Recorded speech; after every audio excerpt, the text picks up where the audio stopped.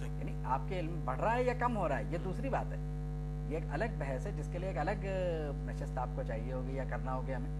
تو اب ہر شعبے میں مثلا میں تو سیاسیات کا آدمی ہوں، سیاسیات کی بات کروں کہ فلاسفی کے اندر اسپیشلائزیشن برانچز الگ الگ ہیں بالکل.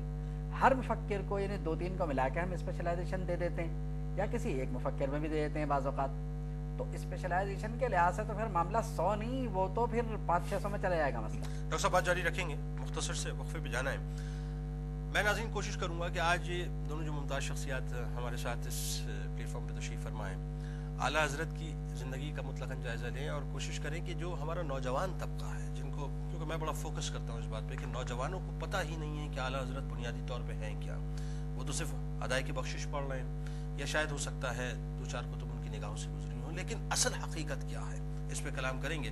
آپ سے ملاقات کرتے ہیں ایک مختصر سے وقفے کے بعد. الف اللہ چمبے دی بوٹی. خوش آمدید خواتین و حضرات. اعلیٰ حضرت امام احمد رضا خان علیہ رحمۃ الرحمن کے حوالے سے اس خصوصی نشست کے ساتھ ایک بار پھر آپ کا میزبان محمد جنید اقبال حاضر خدمت ہے. جی ڈاکٹر صاحب، آپ فرما رہے تھے کہ آج جیسے مختلف برانچز بن گئی ہیں ہمارے علوم میں، لیکن اعلیٰ حضرت نے جس انداز سے کام کیا اور آج کا جو دور ہے، آج کا جو ہمارا دور ہے تو اس میں یہ جسٹیفیکیشن تو اب آنے والا محقق کرے گا. سب سے پہلی بات جو آپ نے ینگسٹرز کی ہمارے نوجوانوں کی، اب اعلیٰ حضرت نے یہی نہیں کیا کہ تصانیف کر دی ہوں، لوگ اس پہ زیادہ جاتے ہیں. عملی طور پہ آپ نے اپنے زمانے میں 2 نوجوانوں کی تربیت کی، صرف 2، زیادہ نہیں. اچھا، وہ تو جو لٹریچر سے متاثر ہوئے ہوں گے نہیں ہوں گے وہ الگ بات ہے. اپنے ایک صاحبزادے کو مفتی اعظم بنا دیا، دوسرے صاحبزادے کو حجت الاسلام. سبحان اللہ. یہی نہیں کہ تربیت یافتہ لوگ تھے نا، مطلب یہ ہے کہ یعنی اس کا مطلب یہ ہے کہ تربیت کا فقدان بھی ہے. نوجوان پر سارا الزام نہیں ہے، کچھ ہمارا مسئلہ بھی ہے کہ ہم اس کی تربیت میں کتنے کامیاب ہیں. کیا ان 2 حضرات پہ جوانی نہیں آئی ہوگی، کیا ان کا بچپن نہیں گزرا ہوگا، کیا اور معاملات نہیں ہوں گے، کیا اعلیٰ حضرت خود کبھی بچے نہیں رہے ہوں گے. تو ہم اگر جائیں کہ پہلے نظام تربیت کیسا تھا نوجوانوں کے لیے، بھائی مولانا نقی علی خان رحمۃ اللہ علیہ جو ان کے والد ہیں، مولانا رضا علی خان جو ان کے دادا ہیں رحمۃ اللہ علیہ، تو ان حضرات نے اپنے وقت کے جوانوں کی تربیت کی تو وقت ان کے ہاتھ میں رہا. اور آپ کے زمانے کا نوجوان اگر آپ کے ہاتھ سے نکل گیا تو آپ کا وقت نکل جائے گا، یعنی آپ کے ہاتھ سے وقت نکل جائے گا، کیونکہ آنے والا وقت ان کے ہاتھ میں ہے اصل میں. تو اعلیٰ حضرت نے ایک کو حجت الاسلام بنایا، ایک کو مفتی اعظم، اور اگر میرا خیال صحیح ہے تو 1980-81 تک اعلیٰ حضرت کا براہ راست اثر مصطفیٰ رضا خان رحمۃ اللہ علیہ کی صورت میں باقی رہا بر صغیر میں. اپنے فتاوا وغیرہ جو بھی دیتے رہے، یعنی فکر رضا اس طریقے سے طویل ہو گئی کہ مصطفیٰ رضا خان رحمۃ اللہ علیہ جتنے عرصہ زندہ رہے تو فکر رضا کی وضاحت کرتے رہے. وہ مطلب ظاہر فتاوا، وہ بھی ان کے جو فتاوا ہیں وہ بھی فتاوا رضویہ ہی سمجھیں آپ اس کو. بالکل ٹھیک، بالکل کیونکہ وہ بھی مصطفیٰ رضا خان ہے تو فتاوا رضویہ ہی ہوا ان کا بھی. اب یہ کہ ضرورت اس بات کے مصطفیٰ رضا خان صاحب کے فتاوا کو لایا جائے تاکہ ہم 20ویں صدی کے جو اواخر ہے اس کو سمجھ سکیں. بالکل ٹھیک، بالکل ٹھیک. اس پہ کلام کرتے ہیں. ڈاکٹر صاحب، آپ چونکہ ماشاءاللہ جنرل سیکریٹری بھی ہیں ادارہ تحقیقات امام احمد رضا کے، اور ظاہر ہے تحقیقاتی عمل تو اپنے انداز سے چلتا ہی رہے گا اور رہتی دنیا تک یہ تحقیق کا معاملہ، لیکن ایک جو اہم بات ہے، شاید ہو سکتا ہے میں غلط ہوں اور ممکن ہے مجھے میری تصحیح کیجیے گا، ایک ڈائریکٹ رابطہ ہے چونکہ نوجوانوں کے ساتھ. تو میں ایک بات دیکھتا ہوں کہ ہمارے یہاں تحقیقات میں بھی اس انداز سے تحقیق نہیں ہو پائی، یا یوں کہہ لیجیے تھوڑا سا اس کو اور مطلب آسان کر لیتے ہیں بات کو، کہ وہ تحقیق یا تو ڈیلیور نہیں ہو پائی کہ اعلیٰ حضرت کی شخصیت کو اگر ایٹ اے گلانس میں سمجھنے کی کوشش کروں کہ وہ کیا ہے تو وہ جدید دور میں جو نوجوان طبقہ ہے اس تک اس انداز سے نہیں پہنچ پایا. غلط تو نہیں ہوں میں؟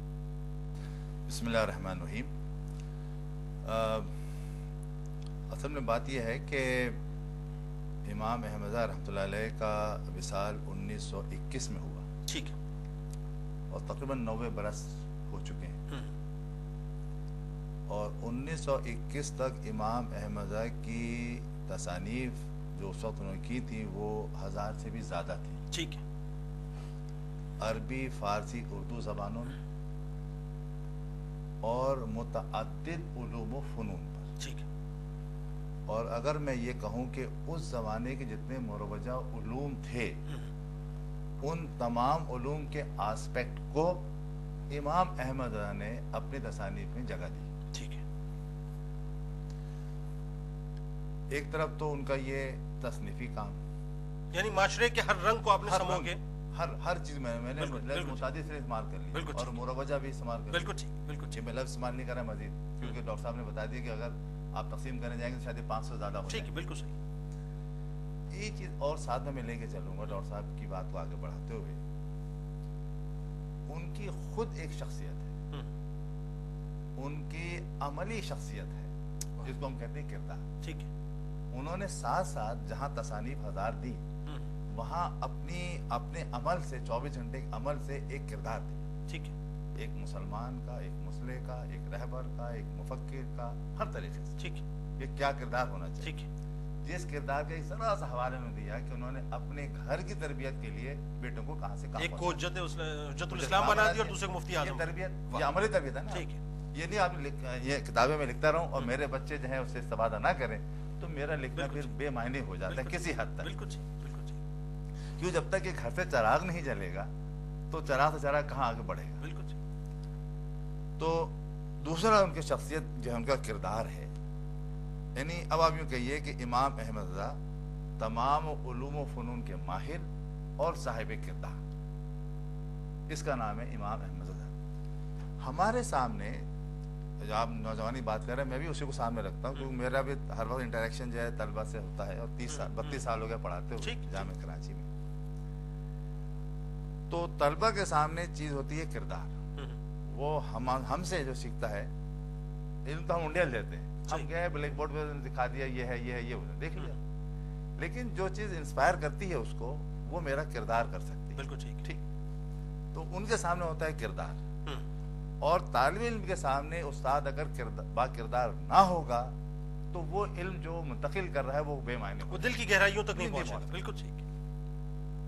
تو امام احمد رحمۃ اللہ علیہ ان علماء میں ہیں کہ جنہوں نے 24 گھنٹے میں کہوں 24 گھنٹے انہوں نے شریعت کی پابندی کی, اور ان کی جن بیٹوں کا نام لیا جا رہا ہے حضرت مصطفیٰ صاحب رحمۃ اللہ جن کا 1982 میں وصال ہوا, ان کے کردار کو اگر دیکھیں تو ان کا ایک عمل کسی نے آج تک نہیں پکڑا کہ سنت کے خلاف ہے.